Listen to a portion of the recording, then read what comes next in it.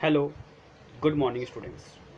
Welcome in mathematics class with Upend Kumar Sinha, Department of Mathematics from Bhagavad Vidyapith Chhapra. Dear student, today we will continue the chapter Lines and Angle for class 9th.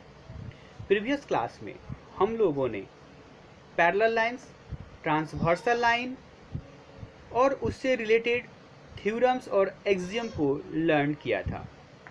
एक बार हम लोग उसको brief में recall करते हैं कि यदि to parallel lines को कोई एक ट्रांसवर्सल लाइन कट करेगा तो each pair of corresponding angles जो होंगे वो इक्वल होंगे, और यदि करस्पॉन्डिंग एंगल्स इक्वल होगा तो लाइंस पैरेलल होगा। तो यह एक्सियम था। हम लोगों ने थ्योरम लर्न किया था, if a transversal cuts two parallel lines then each pair of alternate interior angles are equal. इसका कन्वर्ट्स हम लोगों ने लर्न किया था कि यदि कोई एक ट्रांसवर्सल लाइन टू लाइंस को इस प्रकार से कट करे कि each a pair of alternate interior angle equal हो तो लाइंस जो होंगे वो पैरेलल होंगे। फिर हम लोगों ने एक थ्योरम को लर्न किया था कि यदि कोई एक transversal line two parallel lines को कट करेंगे देन द को इंटीरियर एंगल्स का सम जो होगा 180 डिग्री होगा। इसका कन्वर्स भी हम लोगों ने लर्न किया था। यदि कोई एक ट्रांसवर्सल लाइन टू लाइंस को इस प्रकार कट करे कि पेयर ऑफ को इंटीरियर एंगल्स 180 डिग्री हो तो लाइंस पैरेलल होंगे। आज हम लोग इन्हीं थ्योरम्स के रेस्पेक्ट में एनसीईआरटी से एक्सरसाइज नंबर 6.2 को लर्न करेंगे। तो एक्सरसाइज नंबर 6.2 का फर्स्ट क्वेश्चन है जो कि यहाँ डायग्राम दिया हुआ है। In figure 6.28 find the value of x and y. यहाँ पे हम लोग को एक्स और वाई का वैल्यू फाइंड करना है एंड शो करना है कि A B parallel to C D.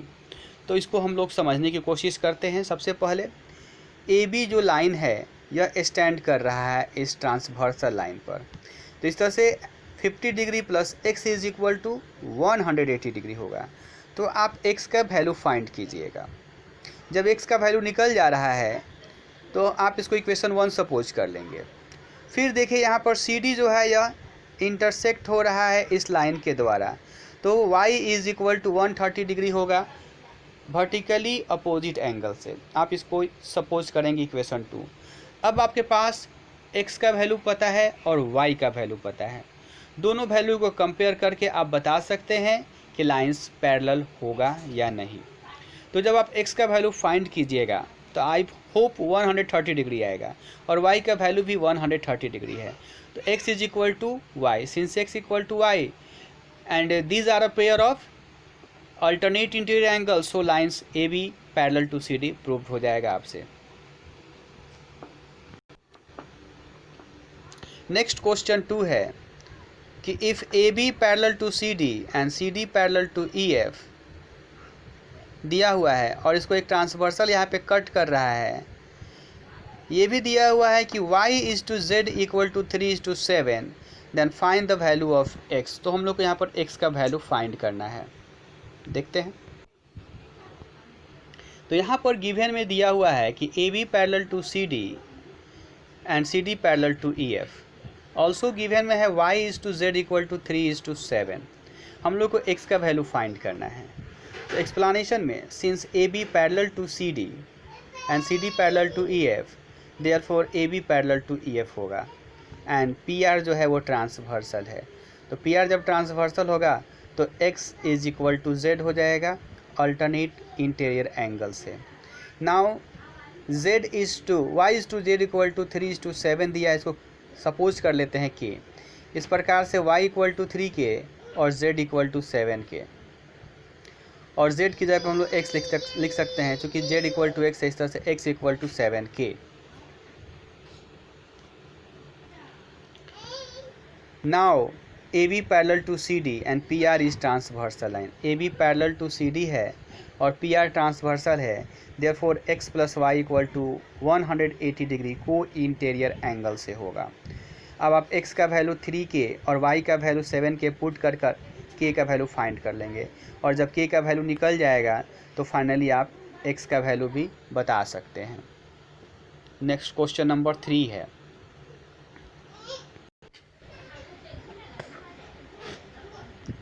Question number 3 है, in figure 6.30 AB parallel to CD and EF is perpendicular to CD.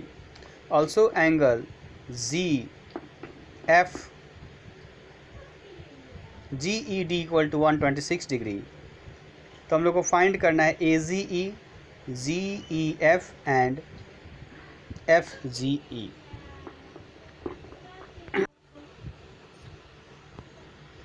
तो यहाँ पर हम लोग को जो 3 एंगल्स को फाइंड करना है, सबसे पहले दिया था कि EF परपेंडिकुलर टू CD, यानी कि एंगल FED 90 डिग्री होगा, और एंगल GED जो है 126 डिग्री दिया हुआ है।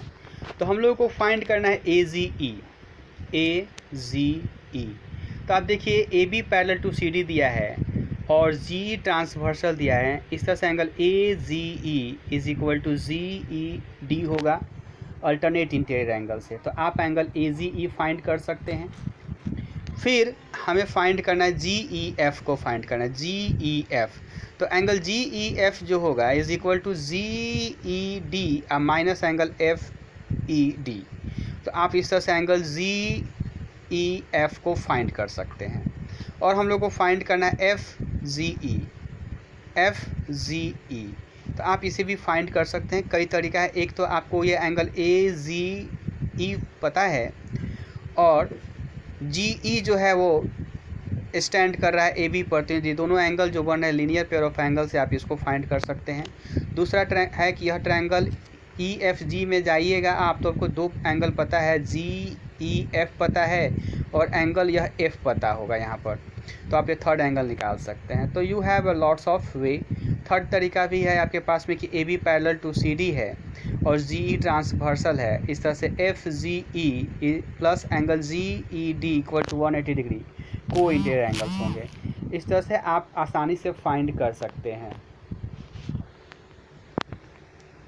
नेक्स्ट क्वेश्चन नंबर 4 जो है, क्वेश्चन नंबर 4 में दिया है कि PQ जो है वो पैरेलल टू ST है और एंगल PQR जो है 110 डिग्री दिया हुआ है। एंगल RST जो है 130 डिग्री दिया है। हम लोग को फाइंड करना है एंगल QRS को। तो इसके लिए हम लोग क्या करेंगे, कंस्ट्रक्शन करेंगे। Drawn MN parallel to PQ parallel to ST।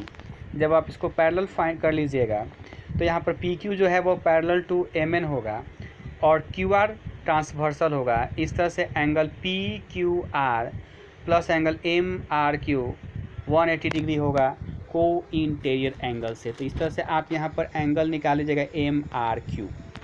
वैसे ही ST जो है वो पैरेलल टू RN है और SR ट्रांसवर्सल है, तो आप एंगल SRN को फाइंड कर लेंगे को इंटीरियर एंगल से।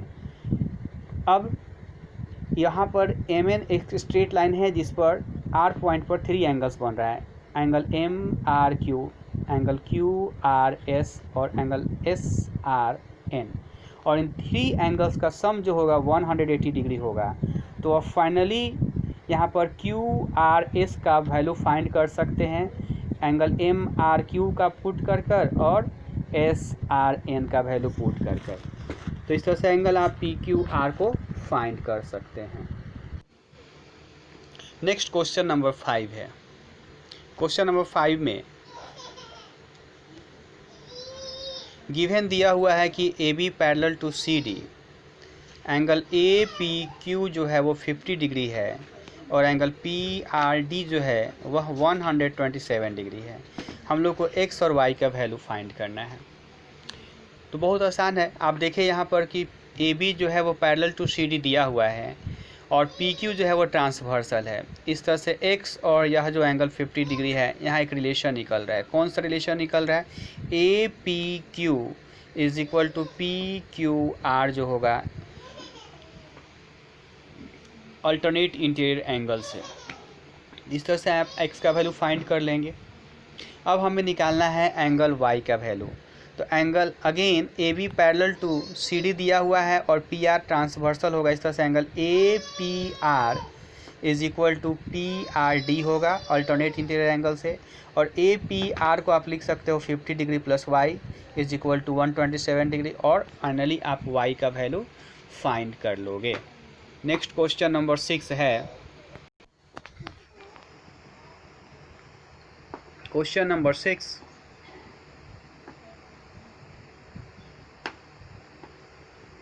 in the given figure PQ and RS are two mirrors placed parallel to each other। PQ और RS जो है टू मिरर है जो कि एक दूसरे के पैरेलल रखा गया है। And incident ray AB strikes PQ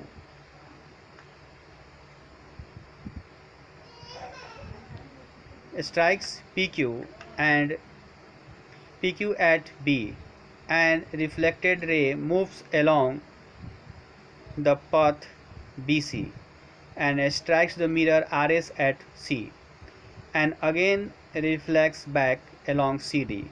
We have to prove here AB parallel to CD। तो यहाँ पर मिरर PQ एंड RS जो है वो पैरेलल है।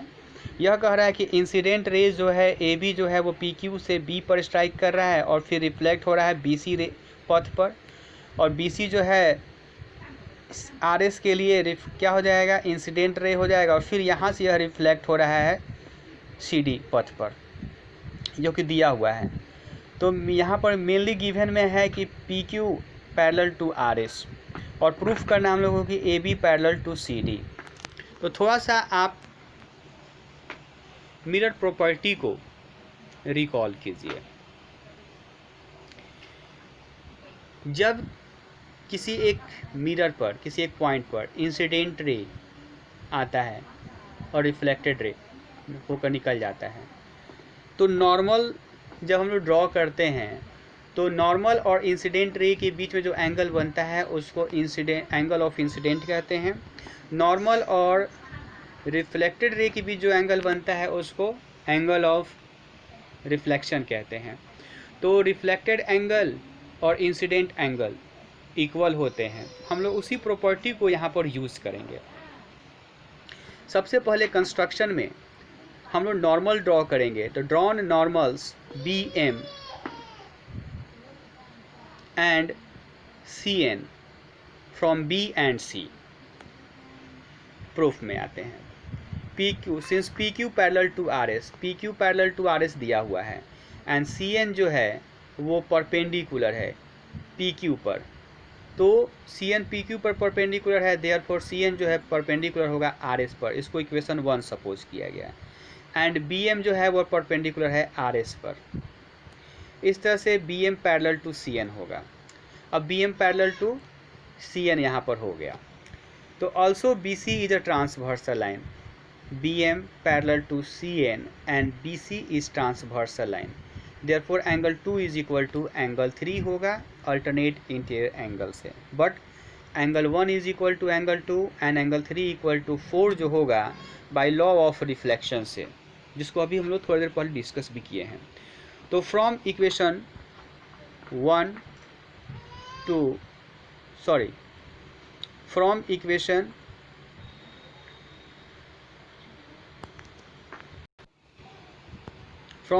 3 angle 2 is equal to angle 3 जो दिया हुआ है, तो हम लोग इसको लेकर लिख सकते हैं कि 2 angle 2 is equal to 2 angle 3। 2 angle 2 को एंगल 2 प्लस एंगल 2 और 2 एंगल 3 को एंगल 3 प्लस एंगल 3 लिख सकते हैं। अब एंगल 2 की जगह पर हम लोग एंगल 1 को लिख सकते हैं और यहाँ पर एंगल 3 की जगह पर एंगल 4 लिख सकते हैं। चूँकि एंगल 1 इज इक्वल टू 2 है और एंगल 3 इक्वल टू एंगल 4 है, तो एंगल 1 प्लस 2 जो होगा वो मिलकर एंगल ABC हो जाएगा और 3 प्लस 4 जो है वो मिलकर एंगल BCD होगा। इस तरह से angle ABC is equal to angle BCD हुआ। But these are pair of alternate interior angles, therefore AB parallel to CD। इस तरह से आज हम लोगों ने NCERT से एक्सरसाइज 6.2 को लर्न किया। आप इसे लर्न करेंगे। हम लोग फिर मिलते हैं नेक्स्ट क्लास में। Thank you, have a nice day.